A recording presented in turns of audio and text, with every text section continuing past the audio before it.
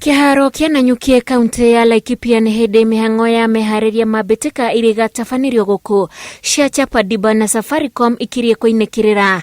Mbitika ici ikirorio guku rita rĩa mbere timu inyanya cia anake na airĩtu nicio itanyĩtwo gugathaka. Hiyo mchezo kufanyikia hapa italete watu mashabiki pamoja, pia economy ya Laikipia itakuwa. Safaricom na in conjunction na Football Kenya wamechagua Laikipia.County kama host wa hii tournament ambao ni Chapa Dimba Central Regional Finals. Kiharo gikahingũrwo ni timu itiganite cia Laikipia igitongorio ni kuma Nyahururu ikitaitana na ya Nyeri.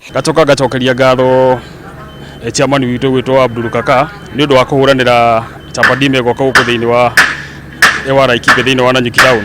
So they proceeded to the bench level where tulikutana Nyeri. It was done in Nyeri.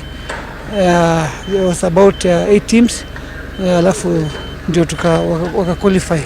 Gatagate ga timu iria igathaka ni Ulinzi Youth kuma Nyahururu, kia Mutugo Boys ya Thika irigiro team kuma Maragwa gatagate-ini kaingi. Ni finally a Central Province and the winner anaenda na 200,000. Timu iria kahotana niyo igatua cira wa kuria kungi gicigo-ini gia Central Mbitika cia Chapa Dimba igathakirwo. Ngiribotera Inoro TV, gitaguo Wanjiku wa Kimani.